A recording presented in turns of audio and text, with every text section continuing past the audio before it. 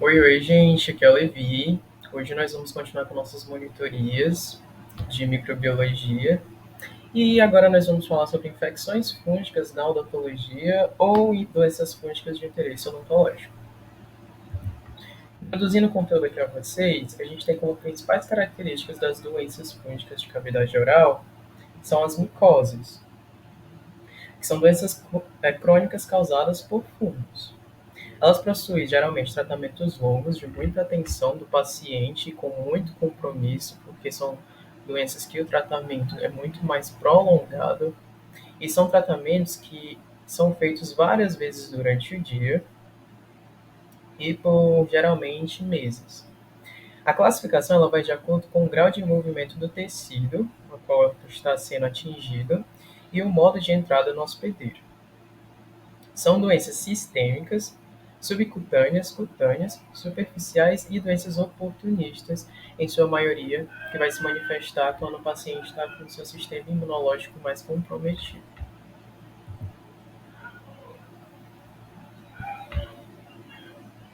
Então, elas ocorrem no interior do corpo, podendo afetar diversos tecidos e órgãos. A principal rota de transmissão é feita através da inalação. É, Elas são causadas por fungos que vivem nos solos e, em geral, fungos dimórficos. É importante lembrar que em solos, né, a gente tem fungos filamentosos e no corpo por meio de leveduras devido ao ato de inalar.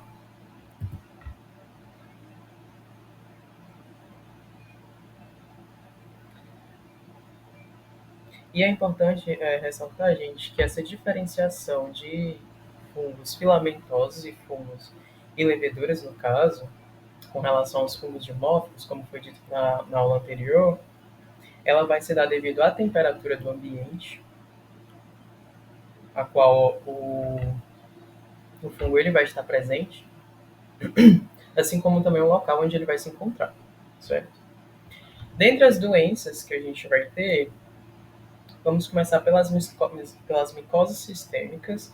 E das micoses sistêmicas, no caso, a gente tem a exemplo a histoplasmose, ou histoplasma capsulado. Ela vai ocorrer através da inalação dos esporos e ela se caracteriza visivelmente pelas alterações pulmonares e alterações orais em assoalho bucal, como a gente pode ver aqui nas fotos, certo? Alterações em cavidade bucal, aqui tanto em palato quanto na língua.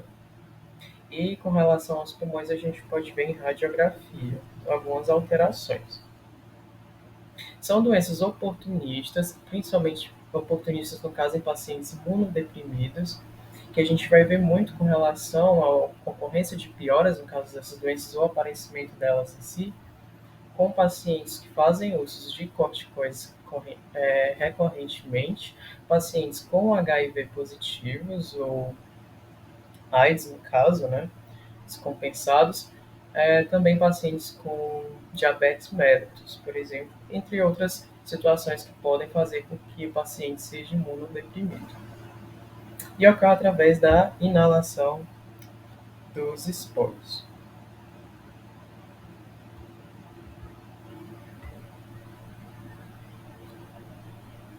Além dessa, a gente vai ter as micoses subcutâneas. A exemplo de micoses subcutâneas, a gente tem o fungo saprofítico, que vai ocorrer principalmente em animais em decomposição ou em estado de feridas, né, presentes, abertas, enfim. E esporotricoses, que a gente pode ver que é exemplo em tecidos, no caso, subcutâneos.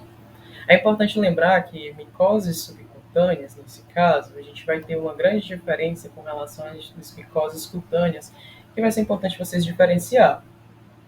É importante lembrar que no caso da micose subcutânea, a gente é necessário que o paciente ou o animal ao qual esteja, né, que por exemplo a gente tem exemplo um gatinho, no caso do fungo saprofítico, mas é necessário que haja um ferimento pré-existente para que ocorra, né, a micose em fase subcutânea.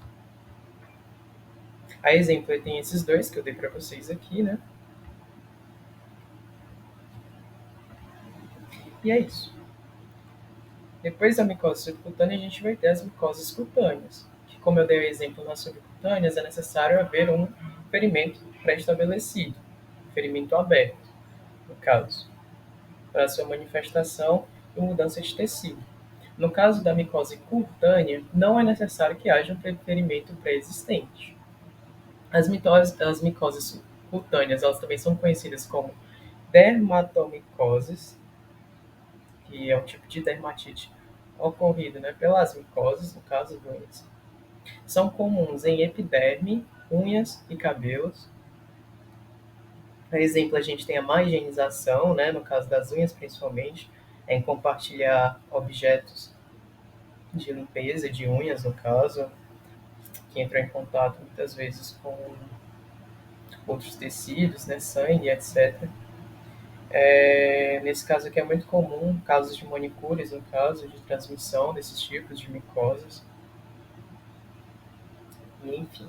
Com relação a elas ocorrem, né, por contato direto e fatores predisponentes, como roupas apertadas e sudorese, também pode causar esse tipo de micose cutânea. Pessoas que têm sudorese excessiva, no caso, é um fator que dá mais predisposição ao desenvolvimento de micoses cutâneas, assim como também pessoas que usam muito jeans apertado ou roupas muito apertadas que não permitem corretamente a transpiração do tecido. E com relação aos fungos oportunistas, no caso, a gente vai ter a Cândida, né, a Cândida albicans, no caso a candidíase. É importante lembrar que a candidíase ela é uma das micoses orais mais comuns e prevalentes na população, quando não demonstrada, né, de forma como doença. É importante frisar que também ela é comum em pessoas saudáveis, que apresentam bocas saudáveis. A Candida albicans ela é presente em um terço das bocas saudáveis. Elas apresentam fungo em cavidade oral, mas não manifestação da doença. Ou seja, o fungo ele pode estar presente em cavidade oral, mas não necessariamente ele está em estágio, né, de doença, ali se demonstrando como doença. Tipo de doença, no caso oportunista, justamente porque ela ocorre devido a uma baixa supressão no sistema imunológico. São pseudoínfas, no caso. Isso vai ter correlação com o tipo de tratamento que a gente vai dar para o paciente, certo? E elas são presentes em usuários de prótese removível, deverá ser um fator de predisposição principal da doença. Não só necessariamente nesse caso, mas é um dos principais fatores de predisposição. Além disso, a gente tem a xerostomia, que no caso é a hipossalivação, no caso, causada por algum uso de medicamento, antibiótico ou algum fator sistêmico. Doenças ou drogas imunossupressoras e drogas que alteram a flora bacteriana.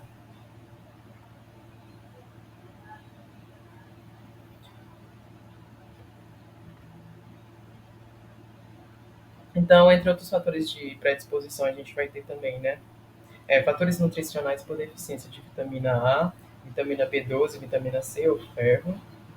Doenças sistêmicas também, como eu disse para vocês, com relação a diabetes mellitus, HIV, pessoas que têm leucemia, uso de quimioterápicos ou radiação mais frequente, no caso, que também podem causar xerostomia ou baixa no sistema imunológico. E doenças capazes de causar hipossalivação, de um contexto geral, como eu disse para vocês, com relação aqui a exemplo, a gente teria, né, a hiperparatireoidismo ou hipoparatireoidismo. E aí outra a gente tem a candidíase pseudomembranosa ou cândida pseudomembranosa. É um outro tipo de doença também bastante comum em casos clínicos, por exemplo, de manifestação. Ela é comumente observada, no caso, clinicamente, pela presença de placas brancas destacáveis na boca do paciente, principalmente em região de palato e língua. Então, ela pode ser assintomática, geralmente é localizada em cavidade oral, E o tratamento, no caso dela, vai ser a aplicação de antifúngicos para as pseudoínfas e remoção da placa, das placas brancas. É importante lembrar que no caso aqui da Cândida pseudomembranosa, isso seria até uma questão de prova, certo? Com relação ao tratamento. O tratamento da Cândida pseudomembranosa, devido à presença das placas descartáveis, quando o paciente ele vai ao cirurgião dentista, né, é importante que a gente faça a remoção dessas placas, instruir o paciente questões de higiene oral, né, fazer a remoção das placas, como eu disse, mas além disso, a gente também partir para o tratamento de uso de medicamentos antifúngicos. Isso vai ocorrer devido à presença das pseudoínfas. É importante lembrar, como ocorreu na aula anterior, o fato de ocorrer as pseudoínfas, elas são, né, fungos, os quais elas adentram tecidos. Elas são mais, então, mais fundo naquele tecido. Então, nesse caso aqui, é importante que lembrar não só a remoção que a gente vai fazer da cândida, no caso, do fungo, em região da cavidade, na língua principalmente, não vai ser tão responsível o tratamento como se a gente fizer também o uso do antifúngico local, no caso oral aqui, porque somente a remoção superficial não vai ser o suficiente para que a gente consiga remover o fungo de tecidos mais profundos, sendo assim ineficiente ser feita só a remoção das placas brancas.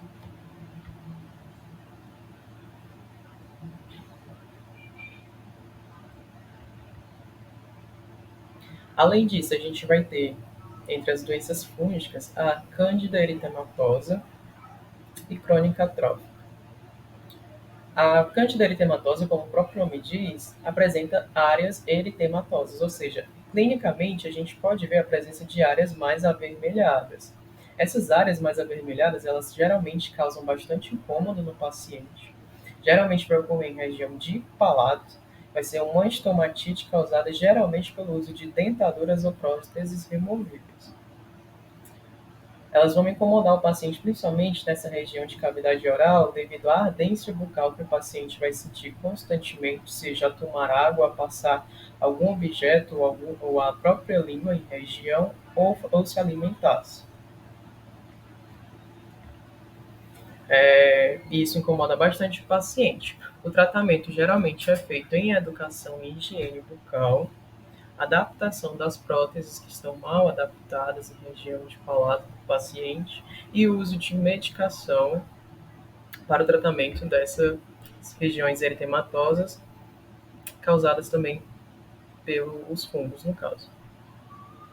Lembrando que, nesse caso aqui, principalmente, é a adaptação da prótese e a educação e higiene da prótese e da boca é bastante necessária para que a gente tenha uma melhora no tratamento. Com relação à candidíase atrófica, que a gente tem aqui abaixo, ela pode ser assintomática ou causar dor e ardência. Ela é muito semelhante à candidíase eritematosa, também causada pelo uso de dentaduras ou próteses mal adaptadas. Geralmente ocorre ardência e dor bucal, ocorre pela pobre higiene oral e pobre higiene em próteses também. A diferença aqui que a gente tem, que a gente na classificação, a gente pode ter classificação tipo 1, a gente vai ter apenas um lado do palato mole, seja o lado direito, o lado esquerdo, que a gente vai ter na boca, de região do assoalho bucal do paciente. Tipo 2, vai haver os dois lados do palato presente pela doença, né, crônica trófica, a candidíase. E o tipo 3 ele vai ser sobre o rebordo alveolar.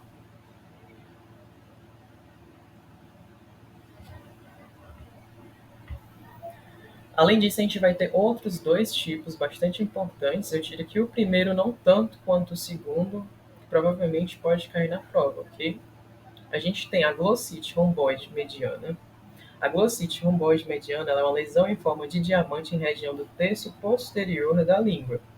Geralmente a gente pode ver dessa forma aqui, ó, região de terço posterior, ou seja, mais atrás, geralmente onde vai passar qualquer tipo de alimento ou água, né, quando o paciente fizer deglutição desses tipos de alimento, ela pode se demonstrar assim um pouco menos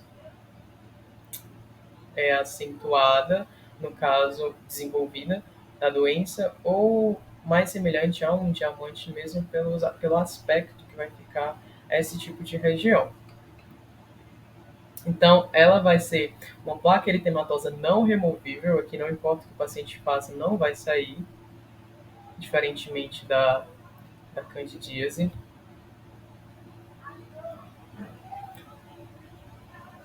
E vai causar ardência e dor ao consumo de alimentos, principalmente ácidos, certo? E a gente vai ter a paracoccioidomicose. A paracoccioidomicose ela é causada pelo P. brasiliensis, certo? É um fungo também dimórfico, lembrando que todos esses tipos de fungos eles também são. Geralmente vai ocorrer em sexo masculino, geralmente entre 30 a 50 anos, principalmente relacionado a pacientes nessa faixa etária de idade, relacionada à agricultura pecuária, certo? Vai ocorrer devido à inalação do fungo e principalmente está também relacionado ao consumo de carne de tatu infectado por esse tipo de fungo. O tratamento da doença aqui vai ser o uso de itraconazol de 6 a 9 meses pelo paciente, feito de forma correta, acompanhada e sem falta, né? Por isso que geralmente são, como eu disse, doenças qual são mais difíceis de serem tratadas e que é necessário que o paciente arque de uma forma bastante responsável para que o tratamento seja mais responsível, uma vez que doenças fúngicas engloba todo um fator sistêmico e não só local, devido à inalação.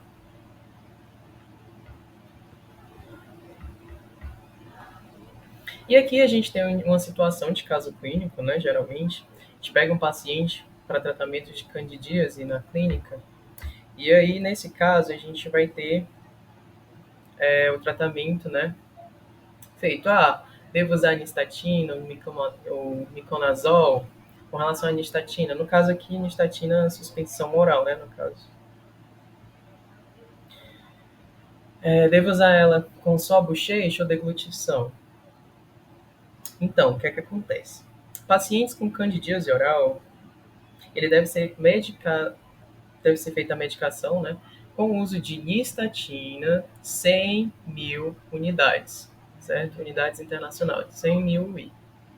Geralmente 3 vezes ao dia durante 7 a 14 dias. E o paciente ele deve bochechar ou deglutir. Se a candidíase ela for presente apenas em região de cavidade oral, o paciente ele deve apenas bochechar. O paciente ele não vai deglutir. Ok. Já se a candidíase ela estiver presente tanto em região de cavidade oral e orofaringe, o paciente ele vai tanto bochechar quanto deglutir a nistatina em suspensão oral, no caso, não a pomada. Já com relação ao miconazol, ele vai ser indicado principalmente para pacientes com quelite angular, certo? Lembrando aqui que quelite angular é uma doença fúngica em comissura labial. Ela é mais comum em idosos, e ela é favorecida pelo acúmulo em região próxima à boca pela diminuição vertical da face, ou seja, a pessoa vai envelhecendo e o tecido aqui ele vai ficando menos colagenoso, ou seja, ele vai perdendo, né, a dimensão vertical da face e aí vai havendo um acúmulo aqui de, enfim, mais difícil de ser feito a limpeza e o fungo ele vai se estabelecer nessa região. Então, aquele angular aqui, no caso, a gente pode indicar o miconazol, certo? Miconazol 20 miligramas, gel a 2%, 4 vezes ao dia durante 7 a 14 dias. Isso aqui vai proporcionar o acúmulo de fungos, no caso. Já com relação a pacientes, né, imunodeprimidos, visto que a maioria das doenças aqui causada por fungos se manifestam de uma forma mais presente em pacientes que têm imunodepressão, no caso. Principalmente com relação à cândida, que é o que mais é importante aqui para vocês saberem, certo? Pacientes HIV positivo, por exemplo, o tratamento ele vai ser mais responsível, feito de forma sistêmica, ou seja, através do uso de comprimidos de dose única. Geralmente é um tratamento que é mais caro para o paciente, mas que geralmente apresenta-se de forma mais responsiva, certo? Mas além disso, em outros casos de imunodepressão, a gente também pode fazer o uso simultâneo de fármacos, seja, enfim, forma oral e forma local, através de CREAs, ou de géis ou cremes, para que o paciente possa melhorar do fungo, no caso. Mas aqui é só a título de curiosidade, certo? É importante que vocês só saibam com relação ao uso da anistatina, como ela deve ser indicada aqui no caso, se é bochecho, se é deglutição, qual doença, no caso aqui, principalmente no caso, como eu disse para vocês, a cândida. E o miconazol geralmente vai ser indicado a quelite angular. E é isso, galera. Valeu. Muito obrigado pela presença de vocês. Espero que vocês tenham entendido. Qualquer dúvida, vocês podem falar comigo, marcar atendimento, tirar dúvida por mensagem. Sintam-se livres, tá bom? Obrigadão. E é isso.